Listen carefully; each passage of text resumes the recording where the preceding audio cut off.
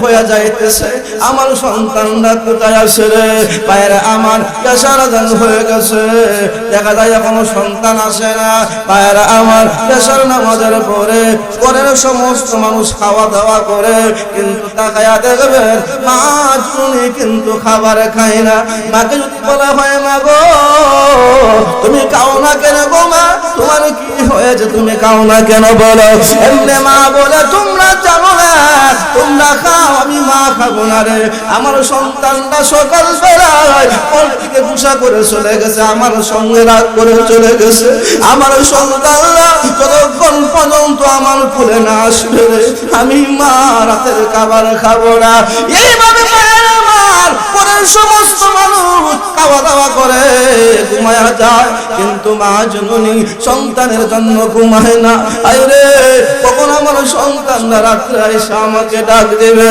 পায়রা আমার যখন করে দরজার মধ্যে একটা বাতাসের আওয়াজ হয়, মা চটপট করে উঠে চলে কোন কথা ঠিক কিনা? আমার পায়রা রাত্র যখন গভীর হয়, সন্তান কোথায় যাবে, কার কাছে যাবে? সন্তান আস্তে আস্তে বাড়ির দিকে যায়। বাড়িতে গিয়ে যখন পরে দরজার মধ্যে ঠুমকা দেয়, ঠুমকা এমনি মা বলেন কে রে তুমি কে? মা গো আমি আপনার সন্তান। মা গো দরজা খুলে দাও। সন্তান বলার সাথে সাথে মা জননী সন্তানের জন্য দরজাটা খুলে দেয়। দরজা খোলার পরে এমনি মার পায়ে ধরে কান্দে সন্তান, বাবার পায়ে ধরে কান্দে। মা গো ও মা বুঝি নাই বেয়াদবি করেছি, আপনি মাফ করে দেন। বাবা গো বেয়াদবি করেছি, মেহেরবানি করে মাফ করে দেন।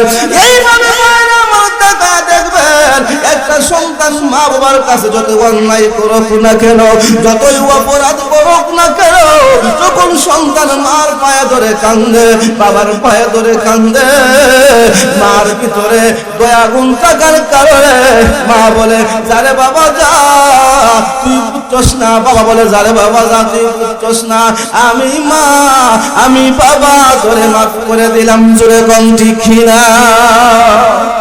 ও আমার বাইরা তেমনি ভাবে বান্দা বান্দি যখন গুনাহ করে, শয়তানের ওয়াসওয়াসায় গুনাহ করে ফেলে, বান্দা বান্দি যখন গুনাহ করে ফেলে, শয়তানের ওয়াসওয়াসায় পড়ে গুনাহ করে ফেলে, আর যখন কান্দে প্রভু গো আমি না জানিয়ে অন্যায় করেছি, ও প্রভু শয়তানের ওয়াসওয়াসায় পড়ে গুনাহ করেছি, প্রভু মেহেরবানি করে তুমি আমাকে মাফ করে দাও। বান্দা বান্দি যখন গুনাহ করে আর চোখের পানি ছেড়ে দিয়া কান্দে, তাহাজ্জুদের নামাজের ভিতরে কান্দে, আল্লাহ গো এমন গুনাহ নাই গো আল্লাহ যে গুনাহ আমি জীবনে করি নাই, ও প্রভু মেহেরবানি করে আমার গুনাহকে মাফ করে দাও।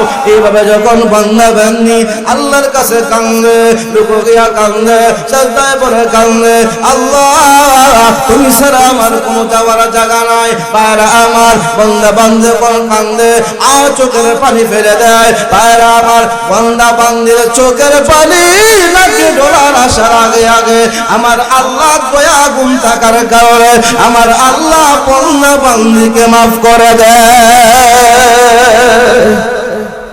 পায়রা আমার এই জন্য তাকায়া দেখেন চোখের পানির দাম আসেনি, কথা কন্যা চোখের পানির দাম আসেনি। আল্লাহ বিশ্ব নবী বলেন উম্মতেরা রে তোমরা শুনো, তেমনি ভাবে গাভী থেকে দুধ দহন করলে এই দুধ আবার গাভীর স্তনে ঢুকানো যায় না, ঠিক তেমনি ভাবে এই সমস্ত উম্মতেরা আল্লাহর ভয়ে জাহান্নামের আগুনের ভয়ে চোখের পানি ছেড়ে দিয়া কান্দে। আমার মহান আল্লাহ ওই বান্দা বান্দিকে চোখের পানির বিনিময়ে জাহান্নামের আগুন জ্বালাবে না।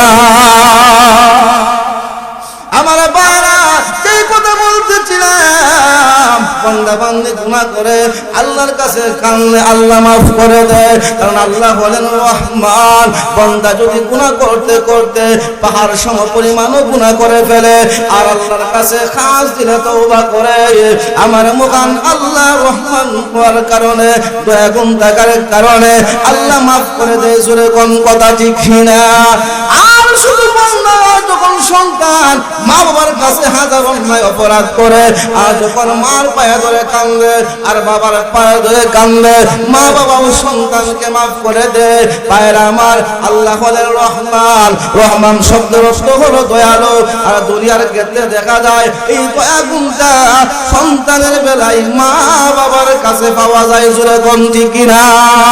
এই জন্য আমার মহান আল্লাহর হুকুম পরে মা বাবার কথা এনেছে।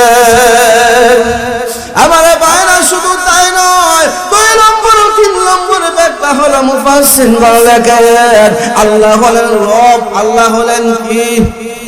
জোরে কোন না? রব শব্দের অর্থ হলো লালন পালনকারী।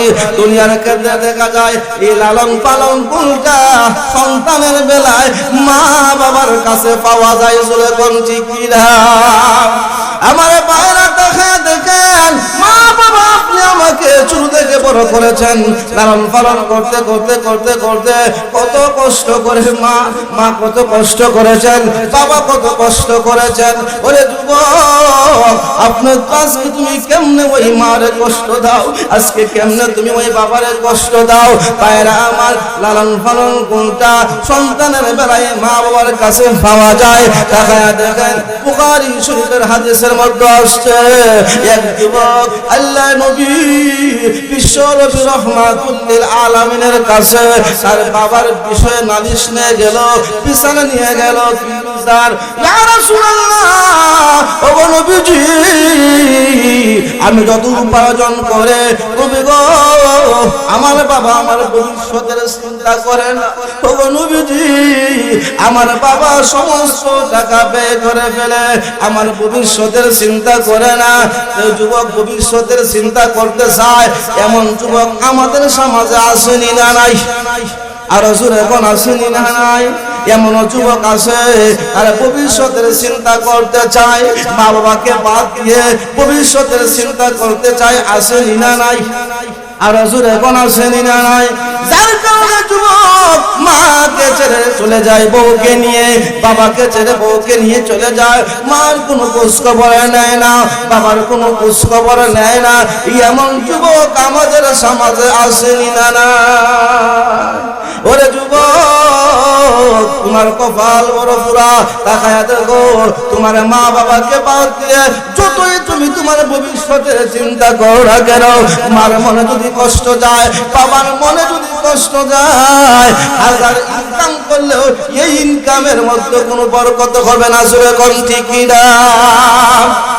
আমার বাইরা ওই যুবক বলেন ইয়া রাসূলুল্লাহ ইয়া হাবিবাল্লাহ, ও নবীজি ইয়া রাসূলুল্লাহ আমার আব্বা আমার সব টাকা ব্যয় করে ফেলে। ওই যুবক তার ভবিষ্যতের চিন্তা করে। পায়রা আমার আল্লাহ নবী এমন বিচারক ছিলেন, শুধু এক পক্ষের রায় নিয়ে বিচার করতেন না। আজকে আমাদের সমাজের বিচার হইল যার শক্তি যত বেশি তার সফল করে কম ঠিক কিনা? যার শক্তি বেশি তার পক্ষে রায়, গরিবদের বিচার পাই। যখন কথা ঠিক কিনা?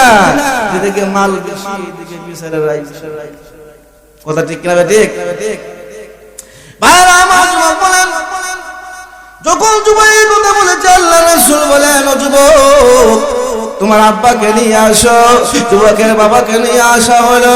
যুবকের বাবা তোমার সন্তান আমার কাছে মামলা দায়ের করেছে, মামলার সাবজেক্ট হইল তোমার সন্তান ভবিষ্যতের চিন্তা করতে চায়, তোমার সন্তান যা উপার্জন করে তুমি সব ব্যয় করে ফেলো। এই কথা শোনার পরে যুবকের বাবা চোখের পানি ছেড়ে দিয়ে কান্দে, চোখ দিয়ে পানি পড়তে শুরু করে দিয়েছে। আল্লাহর নবী বলেন ও যুবকের বাবা তুমি কেন কান্দো? কান্নার কারণ কিভাবে কেন কান্দতেছো? যুবকের বাবা বলেন ইয়া রাসূলুল্লাহ, ও নবীজি আমার সন্তান যে কথা বলেছে, নবী গো আমি তো চাই আমার সন্তানের আয় হোক, এটা আমিও চাই। ইয়া রাসূলুল্লাহ, ও নবী আমার সন্তান এটা উপার্জন করে আর আমি হলাম মান বৃদ্ধ হয়ে গেছি, তার মা বৃদ্ধ হয়ে গেছে, তার একটা বোন আছে, তাদের পিছনে খরচ করতে গিয়া এক টাকাও থাকে না। নবী গো আমার সন্তান যা বলেছে সব সত্য বলেছে। ইয়া রাসূলুল্লাহ আমি কান্দি কেন জানেননি গো নবীজি? ও নবীজি কষ্ট করলাম, এই সন্তানকে আমি ছোট থেকে বড় করলাম, এত কষ্ট করে লালন পালন করলাম।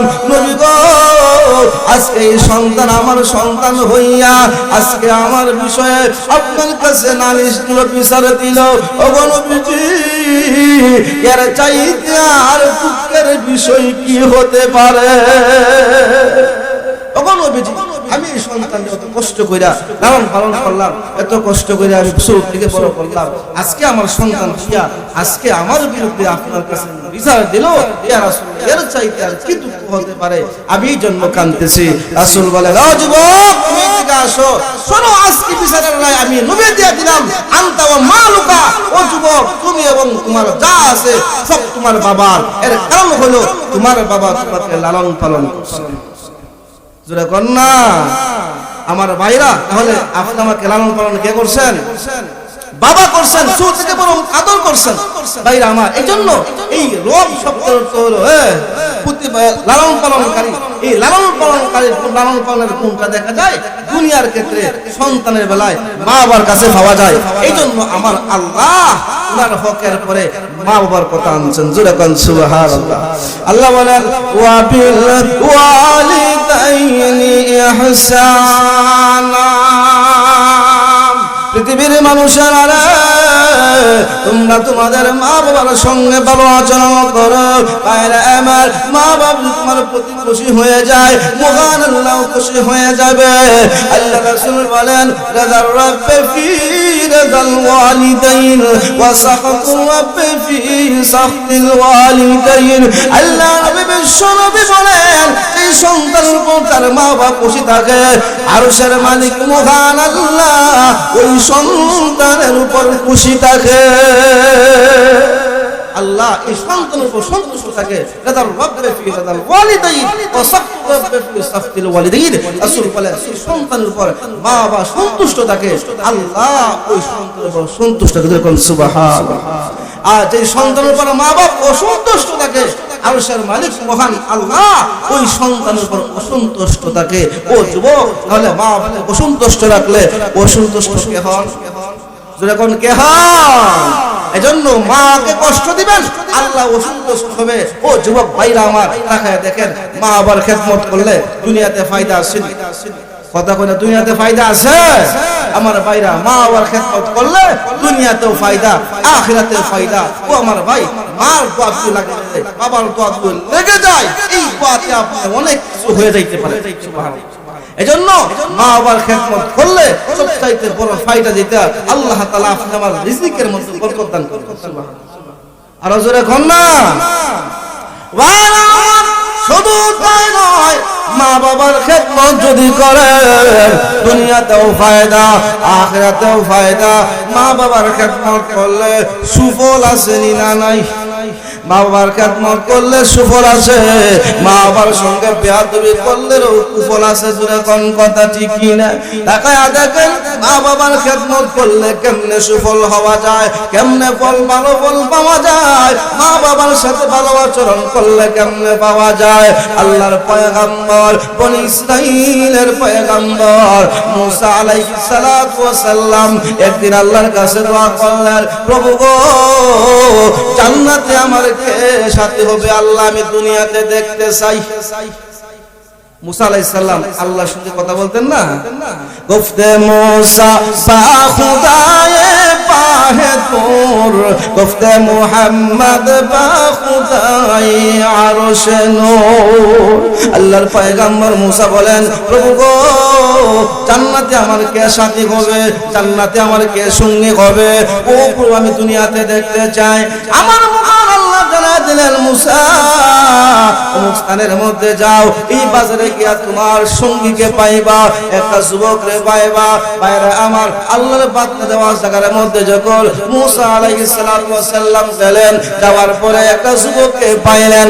আর ওই যুবক মুসা আলাইহিস সালাতু ওয়াস সালামকে উনি মুসাফির মনে করে বলতে শুরু করেছেন, আপনি কি আমার বাড়ির মেহমান হবেন? সুবহানাল্লাহ। আবার মুসা আলাইহিস সালাম ওই যুবকের বাড়ির মেহমান হয়ে গেলেন। মুসা আলাইহিস সালাম আর ওই যুবক যখন বাড়ির দিকে চলতে লাগলেন ওই যুবকের মাথার মধ্যে একটা গাঁটটি ছিল। গাঁটটি ছিলেন গাঁটটি বা তলে বলেন। মুসা আলাইহিস সালাম আর যুবক যাইতেছেন। বাড়িতে যাওয়ার পরে তারা দুজন যখন খাবারের জন্য বসছেন, খাবার খাবেন, এমনিতে আল্লাহর পয়গম্বর মুসা আলাইহিস সালাম তাকায়া দেখে ওই যুবক এক লুকমা খায় আর দুই লুকমা তার গাঁটটির ভিতরে ঢুকায়। এক লোকমা খায়, দুই লোকমা তোলের ভিতরে ঢুকায়। মুসা আলাইহিস সালাম বুঝলাম না রে এই যুবকের এই কি অবস্থা। যুবক দেখা যায় এক লোকমা খায় আর দুই লোকমা তোলের ভিতরে ঢুকায়। কি যেন আছে তোলের ভিতরে দেখতে হইব। ভাইরা আমার, এই মুহূর্তে দেখা যায় দরজার মধ্যে একটা আওয়াজ হয়েছে। আওয়াজ হবার পর ওই যুবকটা দরজার কাছে চলে গেছে। আর মুসা আলাইহিস সালাম এই গাঁটটির ভিতরে যে রহস্যটা দেখার জন্য একটু তিনি উকি মারছেন। উকি দেওয়ার পর তাকায়া দেখেন এই গাঁটটির ভিতরে একজন বুড়া আর একজন বুড়ি, একজন বৃদ্ধা আর একজন বৃদ্ধ। আল্লাহু আকবার। তারা মুস্কি হাসি মারছে। হাসি দিয়ে কি যেন বলতেছিল। আল্লাহু আকবার। ওই যুবক যখন আসলেন আয়েশা দেখে তোলের ভিতরে তার মা বাপ ছিল। মা বাপ মারা গেছে। যখন মা বাপ মারা গেল, মারা যাওয়ার পরে ওই যুবক প্রশ্ন করে, তখনও মুসা আলাইহিস সালামকে চিনছেন না। ওই যুবক প্রশ্ন করে, আপনি কি জামানার পয়গম্বর মুসা? প্রশ্ন করতেছে। মুসা পয়গম্বর বলেন, রে যুবক, আমি যে জামানার পয়গম্বর মুসা রে। এই কথাটা তোমাকে কে দিল? সংবাদটা কে দিল? তুমি কেমনে জানলা আমি যে জামানার পয়গম্বর মুসা? এমনি ওই যুবক বলে, শুনে ওই যে আপনি দেখেছেন তোলের ভিতরে গাঁটটির ভিতরে দুইজন বুড়া মানুষ, একজন হলো আমার মা আর একজন হলো আমার বাবা। আমি আমার মার খেদমত করতেছিলাম, বাবার খেদমত করতেছিলাম। এইভাবে আমার মা বাবা আমার খেদমতে খুশি হইয়া আল্লাহর কাছে দুইটা দোয়া করত। এক নম্বর দোয়া হলো, প্রভু গো, জামানার পয়গম্বর মুসাকে না দেখাইয়া আমাদের মরণ দিও না। দুই নম্বর দোয়া করত, প্রভু গো, আমার সন্তানকে জামানার পয়গম্বর মুসার সঙ্গে জান্নাতের সাথী বানায়া দিও। এমনি যুবক যখন এই কথা বলেছেন, ও আল্লাহর পয়গম্বর, আপনি শুনেন, এই যে আমার মা বাবা দোয়া করছিল, প্রভু গো, জামানার পয়গম্বর মুসাকে না দেখাই আমাদের মরণ দিও না। আজকে যেহেতু আমার মা মারা গেছেন, আমার বাবা মারা গেছেন, এখান থেকে আমার বিশ্বাস হয়ে গেল আপনি যেই জামানার পয়গম্বর মুসা।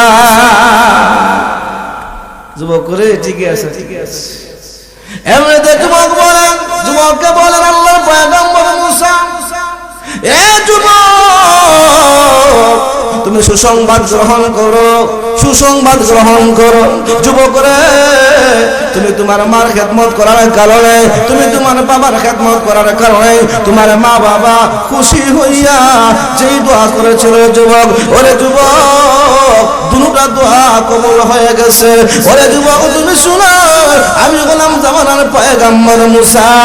আর দুই নম্বর তুমি শুনো, তোমার মা বাবা দুই নম্বরে যেই দোয়া করতো, প্রভু গো, আমার সন্তানকে মুসা পয়গম্বরের সাথে জান্নাতের সাথী বানায়া দিও।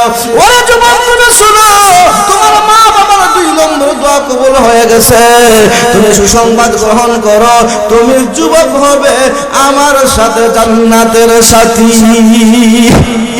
খেদমতে মা দর পে দর কুন সুবহ শাম, তাকে বাসি দরুদ আলম নেকে নাম। ওরে যুবক, তার মা আছে, বাবা আছে, মা বাবার খেদমত যদি তুমি করতে পারো, সকাল সন্ধ্যায় মা বাবার খেদমত করতে পারো, তাহলে তুমি উভয় জগতে সুখ্যাতি অর্জন করবে। তাহলে মা বাবার খেদমত করে যদি একজন যুবক যদি জামানার শ্রেষ্ঠ পয়গম্বর মুসার সঙ্গে জান্নাতি হতে পারে, আপনাকে কি মা বাবার খেদমত করে জান্নাতি হতে পারি না? যখন হতে পারে কি পারি না? আমার ভাইরা এখন আসেন, সময় কম, তো আসেন ভাইরা আমার, আমি যে হাদিসটা বলছি হাদিসটা বলে আলোচনা শেষ করব ইনশাআল্লাহ, নামাজের টাইম হয়ে যাইতেছে। তো আসেন ভাইরা আমার, আল্লাহ রাসূল বলেন সালাসু দাওয়াতিন মুস্তাজাবাতুন লা শাক্কা ফি দাওয়াতুল মাজলুম ওয়া দাওয়াতুল মুসাফির ওয়া দাওয়াতুল ওয়ালিদাইন আলা ওয়ালাদি। আমার প্রাণের ভাইরা, তাকায় দেখেন মা বাবার খেদমত করলে সুফল আলোচনা করলাম, কিন্তু মা বাবার সঙ্গে বেয়াদবি করলে এটা আলোচনা করার সময় নাই। ভাইরা আমার, কি বেয়াদবি করলে কি হয় সংক্ষেপে বলে, তুমি যদি মার সঙ্গে বেয়াদবি করো, বাবার সঙ্গে বেয়াদবি করো, ওরে যুবক তুমি অল্প বয়সে মারা যাইবা, অল্প বয়সে মারা যাইবা। সাবধান, মা বাবার সঙ্গে বেয়াদবি করো না। মা বাবার কাছ থেকে দোয়া নেও, মা বাবার কাছ থেকে দোয়া নিলে লাভ না লস, যখন লাভ না লস। আমার ভাইরা তাকান, আমার হাদিসের মধ্যে রাসূল বলছেন 3 ব্যক্তির দোয়া কবুল। কয় ব্যক্তির দোয়া কবুল? যখন কয় ব্যক্তির দোয়া কবুল? লা শাক্কা ফিহিন্না। রাসূল বলেন যার মধ্যে কোনো সন্দেহ, যখন কোনো সন্দেহ। 1 নম্বর হলো দাওয়াতুল মাজলুম। মাজলুম ব্যক্তি মহান আল্লাহর কাছে যে দোয়া করে, আমার আল্লাহ সেই দোয়াটা ফিরায়া দেয়। 2 নম্বর আল্লাহ রাসূল বলেন ওয়া দাওয়াতুল মুসাফির। মুসাফির মহান আল্লাহর কাছে যে দোয়া করে, আমার আল্লাহ সেই দোয়াটা ফিরায়া দেয় না।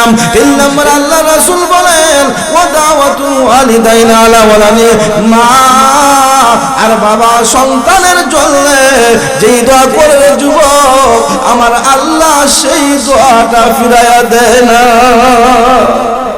আল্লাহু আকবার। মা বাবা দোয়া করলে আল্লাহ সেই দোয়াটা ফিরায়া দেয় না। দাওয়াতুল মাজলুম। মাজলুম ব্যক্তি আল্লাহর কাছে যেই দোয়া করে, তাকায়া দেখেন মাজলুম কাকে বলা হয়? যার কোনো দোষ নাই, কোনো কিছু নাই, তার উপর অত্যাচার করা। জোরে কোন কথা ঠিক কিনা? যে অত্যাচার করলো সে জালিম, আর জালিমের বেলায় মাজলুমের দোয়া কবুল। তাকায়া দেখেন বিগত 14টা বছর এই মাজলুম উলামায়ে কেরামকে নির্যাতন করছে। জোরে কোন কথা ঠিক কিনা? আমার ভাইরা, উলামায়ে কেরাম নির্যাতন সহ্য করেছেন, সহ্য করতে করতে মাজলুমরা দোয়া করেছেন। দোয়া করতে করতে আল্লাহ কবুল করছেন কি করছেন না? এই জালিমের বাংলাদেশে তাই হয় না। জোরে কোন কথা ঠিক কিনা? এজন্য যারা এখান থেকে শিক্ষা আছে, বেশি জুলুম করলে জুলুমের পরিণাম বেশি ভালো হয় না। জোরে কোন কথা ঠিক কিনা? এজন্য মাজলুমের অনাথ থেকে বাঁচবেন। সাবধান, কাহারও প্রতি অন্যায়ভাবে জুলুম করবেন না। আমার ভাই, মুসাফির ব্যক্তি দোয়া করে, আল্লাহ দোয়া কবুল করে।